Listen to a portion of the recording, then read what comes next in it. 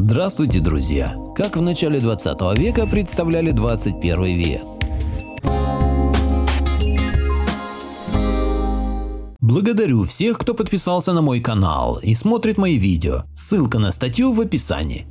Мир будущего представлялся людям столетней давности уютным и дружелюбным. Еще в начале 20 века было предугадано практически все, что окружает нас сейчас. От телевидения и рентгена до кондиционеров и сотовой связи. Перелом же в сознании правящих классов наступил в конце 1960-х, когда было решено заменить прогресс трудом обезьян. Будущее человечества тогда было напрямую связано с развитием научно-технического прогресса. Механицизм был призван разрешить все проблемы людей – от голода и быта до здоровья и безопасности. Рисунки и открытки, на которых был изображен 2000 год, в начале 20 века получили широкое распространение.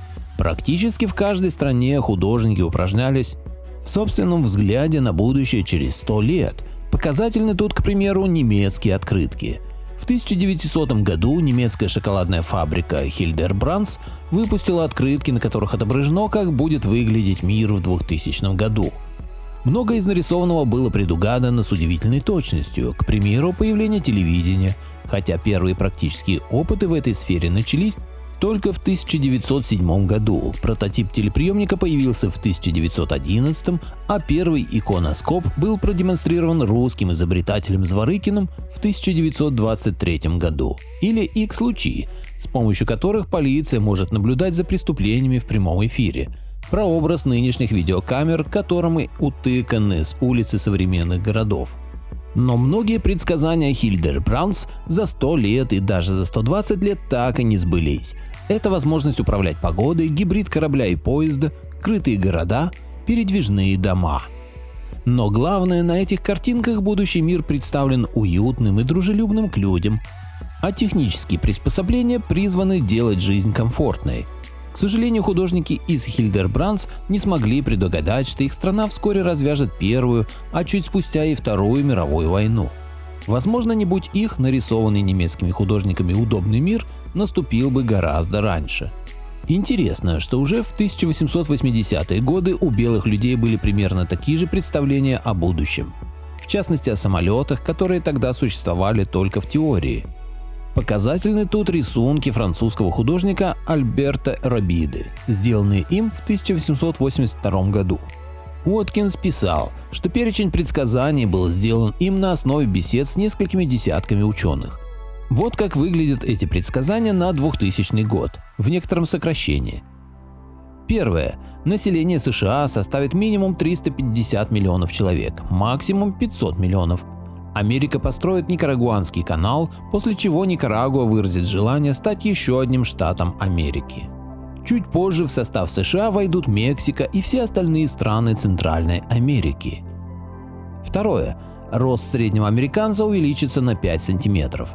Это будет достигнуто улучшением общего состояния его здоровья, связанного с развитием медицины, хорошим питанием, с регулярными занятиями спортом, санитарно-гигиеническими мероприятиями. Средний возраст американца достигнет 50 лет против нынешних 35. Люди станут жить за городом, а в самом городе жилья вообще не будет, только лишь места для работы и досуга. Третье. Люди будут заниматься спортом с детства. Занятия спортом в школе станут обязательными, неспортивный мужчина или женщина будут считаться изгоями. Четвертое. На улицах больших городов не будет автомобилей, они будут передвигаться либо под землей, либо на несколько ярусов выше земли. В крупных городах будет метро. Подняться или опуститься с ярусов можно на самодвижущейся лестнице. Автобусы станут электрическими, в самом же городе будет тишина. Пятое. Средняя скорость поезда составит около 200 км в час, но будут и сверхскоростные по 240 км в час. Таким образом, из Сан-Франциско до Нью-Йорка можно будет добраться за сутки. Локомотивы будут обтекаемые в виде сигар. Они будут на электрической тяге. Шестое. Будут и воздушные суда, но они не получат широкого распространения в секторе пассажирских перевозок из-за повышенной опасности и перегрузок. Основным их назначением станет военная функция. Седьмое. Будут созданы орудия гигантских размеров, способные стрелять на расстояние в 40 километров или больше. Мощность снарядов будет такова, что она в силах сравнять небольшой город. Направление снаряда будет корректироваться специальными телескопами, расположенными на большой высоте. Целые воздушные флотилии бомбонепробиваемых кораблей, скрывающиеся за искусственными облаками, будут курсировать над вражескими территориями. Пехотных войск вообще не будет. Большие танки смогут развивать скорость поезда. На море будут властвовать подводные лодки с большим запасом автономного хода. 8. Фотографии можно будет передавать с любого расстояния. К примеру, если в Китае идет война, то снимки с нее можно будет посмотреть в газете через час после того, как они будут сделаны. 9. Человек сможет смотреть на расстояние в 1000 километров с помощью специальных передающих устройств. К примеру, американцы смогут посмотреть, как в Европе коронуют королей или дают оперу. К оборудованию будет прилагаться специальный телефон, и можно будет не только видеть изображение, но и слышать звуки. 10. Вредных насекомых больше не будет. Они все будут истреблены. 11. Горох и фасоль будут размером со свеклу. В свекле и тростнике сахара будет в 2 раза больше, чем сегодня, благодаря специальным сортам, выведенным учеными. Земляника будет размером с яблоко. Малина, смородина, крыжовник, ежевика тоже. Земляника и клюква станут расти на кустах. Одной дыней можно будет наесться большой семье. Яблоки, груши, персики и все ягоды будут без косточек. Инжир и цитрусовые будут районированы на всей территории США. Будут селекционированы новые растения, к примеру, однолетний каучук, который станет собираться машинным способом. Фабрики будут выпускать препараты против разных микробов, как сегодня делают прививки от оспы. 12. На улицах около магазинов не будет выставлено никаких продуктов ни для продажи, ни для рекламы. Все продукты будут храниться в холодильниках, поддерживающих не только нужную температуру, но и влажность. 13. Письменный алфавит будет не актуален. Все записи будут делаться звуковыми, даже газеты будут звуковыми. Язык у развитых стран будет общий, составленный в один из множества нынешних языков. 14. Университетское образование будет доступно как мужчинам, так и женщинам. Занятия будут групповыми. Малоимущим студентам станут выдавать бесплатную одежду, их обеспечат бесплатным питанием, книгами, медицинским обслуживанием, очками, жильем. Им будет положен бесплатный проезд от дома до учебы и обратно на время каникул. В каникулы дети будут посещать разные страны мира. Будет введен новый предмет – домоводство. 15. Телефоны будут беспроводными, а сама связь автоматической, без посредничества барышни-оператора. Муж, находясь в центре Атлантического океана, сможет говорить по телефону со своей женой, находящейся в Чикаго. 16. Оперу можно будет прослушать по специальному телефону в любом доме, и она будет звучать так же великолепно, как в отличном концертном зале. Музыкальные инструменты станут автоматическими, и это позволит играть на них любому человеку посредством электрических кнопок. 17. Уголь больше не будет использоваться в хозяйстве. Его заменит гидроэнергия. В каждой реке будет установлено специальное оборудование для производства электричества. Вдоль побережья морей и океанов будет установлено оборудование, превращающее энергию волны в электрическую энергию. 18. Для обогрева или охлаждения помещений будет создана специальная система. Температура воздуха в ней будет регулироваться. 19. Вместо фургонов для доставки продуктов и вещей станут применяться трубы пневмопочты. Они протянутся на 100-200 км от центральных распределительных систем. Однако для снабжения больших предприятий останутся склады, где будут применяться грузовики.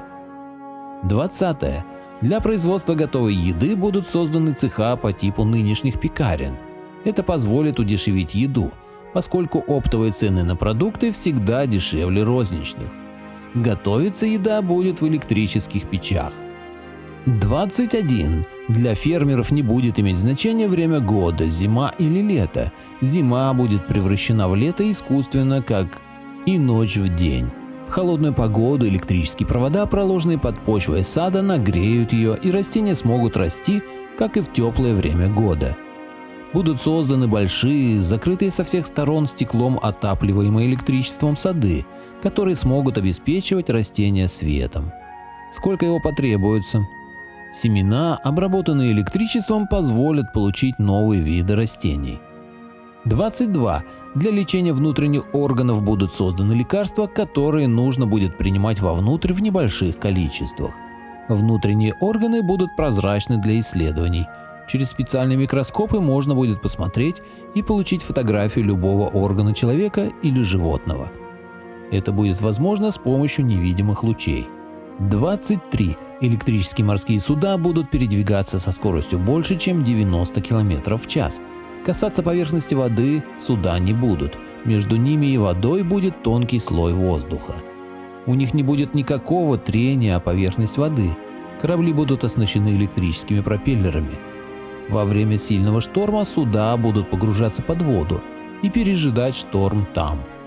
С приходом к власти либералов-фундаменталистов Рональда Рейгана в 1980 и Маргарет Тэтчер в 1979 в западном обществе все шире начали распространяться идеи сиюминутности существования, а горизонт планирования даже среди специалистов и управленцев сузился до времени выборного цикла. Образ будущего становится уделом немногих чудаков-ученых и маргиналов. К концу 1960-х практически все устройства, которыми мы пользуемся сейчас, были уже изобретены. Некоторые, правда, не введены тогда в широкий обиход.